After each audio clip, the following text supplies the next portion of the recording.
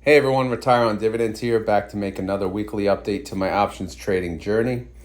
So let's get to it. Real quick, this is my watch list that I trade options on. And when I say trade options, if you guys are new to the channel, all I do is I do the wheel. I sell puts until I get assigned, and then I sell calls. If I get assigned again, I'll sell another put. So on and so forth and so forth and so on. And this spreadsheet, gives the different scenarios, and long story short, it is the wheel. It goes round and round and round. So why do this? Why sell puts? Why sell calls? Well, because the amount of income you can produce from selling options by yourself, on your own, versus buying dividend stocks or even some of these high yielders, you can actually yield much, much more if you do it the right way. So that's why, plus it's fun. That's the main reason. I have fun doing it. So here's my watch list. It's getting smaller and smaller. So I trade options on tsll, BitX, and TNA. Now, these are very volatile stocks. TSLL is a double leveraged fund of an individual stock. Some people don't touch individual stocks as is. Could you imagine trading options on a double leverage, individual stock, let alone Tesla? So some people, they may say that's too risky. And then you have the double leveraged Bitcoin strategy, which is BitX. Again, both of these are over 100% 30-day IV, which is pretty crazy, but that's the reason I trade them, because the premium pays well. And then I also trade TNA. This one's a little more expensive, especially now. It jumped up to $41. And that one has a 97% IV, which is really, really good for an index. Of course, it's 3x leverage, but still an index. So, again, these are the three I'm playing with. I may add others as I have more and more money, but unfortunately, this is it right now, and this is plenty. So let's get to it. All right. So anyway, what happened this week? So I had a whole bunch of contracts. Can I zoom in? No, because the expiration date will go away. So I had a whole bunch of contracts that expired this Friday. So right at the top, I had a TSLL put, another TSLL put, a TNA put, a BitX put, and a TSLL put. So here's the various strike prices. So the question is, did they get assigned? So first, let's look at TSLL. We go to the bottom. TSLL had a very green week, so they jumped up to 1091. So if I look here, when I sell a put for $9, obviously, if TSLL goes below $9, then I would get assigned. I'd have to buy my shares at $9 a piece. However, TSLL closed above $9, which means it closed above $8.50, and then it closed above $9.50. All three puts of TSLL expired worthless. So if I look at TNA had a $35 put. If I go to TNA price, they jumped to $41. So again, expired worthless. BitX, I sold a put for $20. BitX jumped to 26. All three expired worthless. In the end, you can look how much I got paid. Obviously, total premium and then the annualized yields. Really, really good stuff.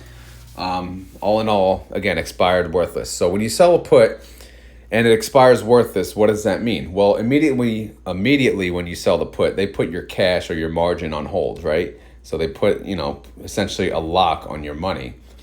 And if it expires worthless, that lock goes away. You get your cash back or you get your margin back. So all in all, fine, take it, But obviously in this case, we did not get assigned, so we get the money back and we get to sell more puts on that money. Now, this week was a very, very busy week. I did a lot of transactions. So as you know, I started off the week on BitX. I had 300 shares. So I said, you know what? I'm going to sell calls on all 300, all right? And I'm going to sell them scattered. So what did I do?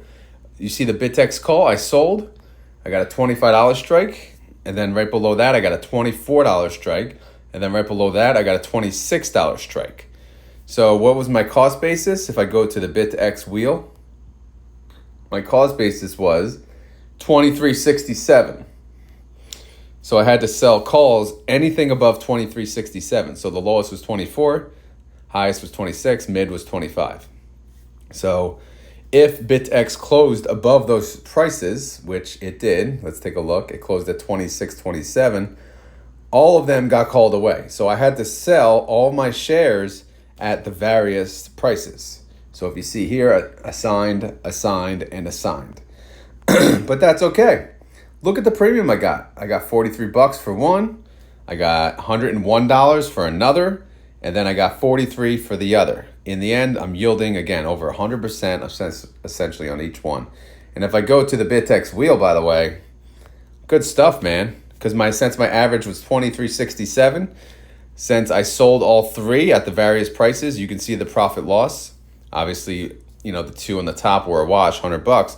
But on the 26, overall, comparing that to the 22 strike that I bought on, $400 profit overall. So I got a $400 capital appreciation on top of all of the premium that I got for selling puts and selling calls on BitX. So the wheel went round and I made a lot of money with BitX. All right, moving on. TSLL, I decided to sell calls on TSLL. I believe I also had 300 shares of them. So I sold various calls and I sold a 10, a 10, and a 10. Why? Well, if I go to the TSLL wheel, number 2, my average cost basis was $9.90. If you see in blue, $9.90. So selling $10 calls is okay because it's above at my average cost basis. It would have a capital gain. All right. So let's take a look. TSLL closed at 10.91. So all three of these calls on TSLL, they all got assigned too.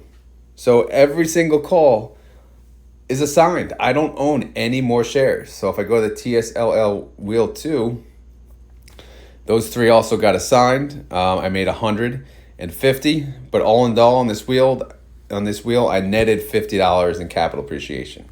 Obviously nothing fantastic, but again, my focus is not capital appreciation. My focus is to not lose capital and make a lot of premium. So obviously on that example, I gained capital. Capital flat's okay too, but even better if I make some capital. And obviously I made a lot of premium. All right, outside of the calls, what else did I do? I sold a put on TNA. And this one was interesting. I sold a put. I chose a strike price. Where is it? $33. And I did this on 9/10. But TNA was blowing up. So 3 days later, I closed it. I closed it on 9/13 and I paid 10 cents. I originally got 84 cents for selling that put. So I received 88% of my total premium in 3 days. This was originally going, 10 days, right? An additional 10 days, right? Friday was the 13th. Yeah, Friday was the 13th. So I saved myself an entire week. I got 88% of the profit, so why the hell not? So in the end, that actually yielded me 272% for your troubles. So not bad at all. All right. So what else went on? Way too much. And then what I do, I sold more puts, right? I sold a put on BitX 19. I sold a put on TSLL 950. I sold 2 more puts on BitX 21, 22. And I sold another put on TSLL at 10. Guess what, guys? All of these puts, they're now added to the new wheels because I have a new wheel in motion. Because the TSLL wheel 2, that is no longer a thing. It's gone. It's closed out. And then, the BitX wheel also is closed out. So we'll take a look at that in a second. So this is what's pending heading into next week. These 5 puts. All right. So my total premium to date for the month of September is $809, which again, I'm going to definitely destroy my August income record, which was $1,021 for the month.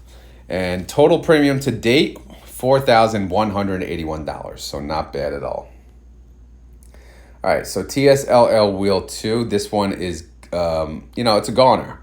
It's closed out. Why is it closed out? Well, the wheel opens. Again, this is my wheel, version of the wheel. Everyone treats their wheels differently.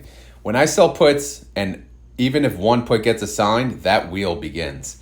But as soon as as soon as I get to a point where all of the puts, all of the shares got assigned through calls, like it just happened, all 300 shares that were left got assigned, then this wheel's done. It's done for. I don't care if I have pending puts. These pending puts start the new wheel. Because since I have no shares, there is no wheel. So the wheel begins again with selling the new puts. So I'm going to hide this. I'm going to hide this tab. And then I'm only going to have tsll wheel 3. As you see, there's no shares at the top.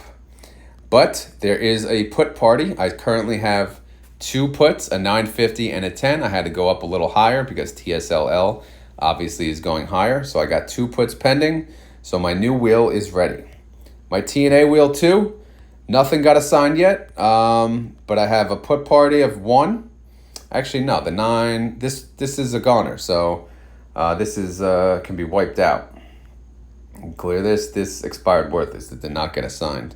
So now this date can update to 9/20/24. Okay, great. All right, so the put party is very empty for TNA. But as you see, TNA is at $41. I'm not going to sell puts when it's at it's over $40, right? I'm going to wait till it gets maybe to the 37, 30, around that range, and then I'll sell puts for around $35 or so. I don't know. We'll see. We'll see how it goes, but TNA is definitely on the radar. We shall see what happens. All right, so what about Bitex? Well, this wheel's over too. All 300 shares got assigned. Bye-bye. So what happens? They're gone, right? So I added Bitex wheel 2. That's the new wheel. So let's hide out this one. It's a goner. There it is, hide. So all we have is now the new wheel for Bitex wheel 2. We check out the put party. We have 3 puts pending for Bitex. 19, 21, and 22. Bitex price is obviously much, much more, but you never know with crypto. Crypto could tank, and then I could be assigned. But if not, it'll expire worthless. So again, I'm in the driver's seat now. I don't have any shares. I'm just going to sell puts on all 3 of these. Again, if it makes sense. Again, TNA right now does not make sense, so I'm not going to get too aggressive, especially since that one is a little more expensive. So you got to be a little more careful. Bitex is a little cheaper, and TSLL I kind of do whatever the hell I want because it's the cheapest. I'll sell puts at $11-$12. I don't really give a damn. That's one that I play. I play much more loosely. And I do not care if I get assigned 1,000 shares. In fact, I welcome it. I can't do that with TNA. I have to be more calculated with what I do because I'll run out of money. That's the problem. Same thing with Bitex. I got to be a little more careful because, that's double the price of TSLL. But kind of more than double actually.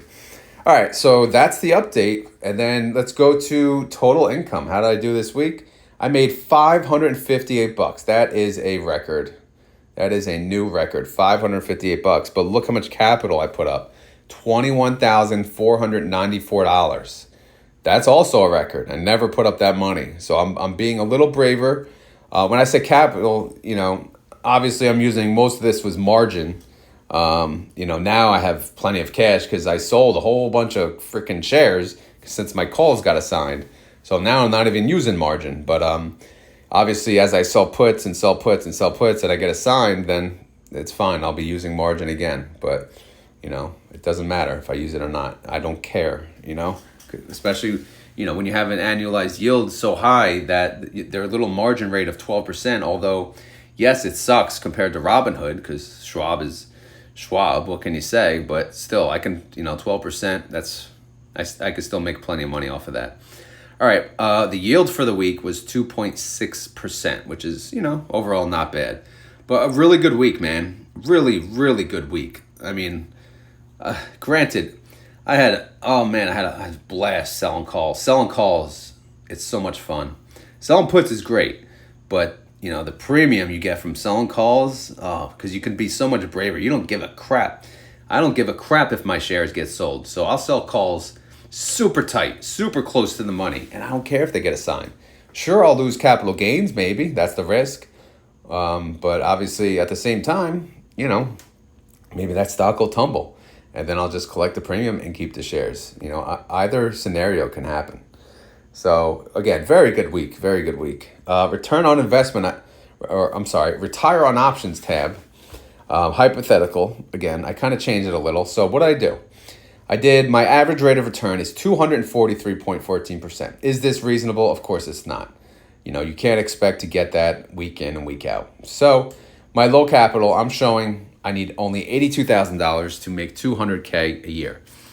Again, obviously not realistic. So I'm going to say, okay, what if I'm saying, you know, I'm only essentially trading 2 contracts at a time, or maybe, 2/10 of the money.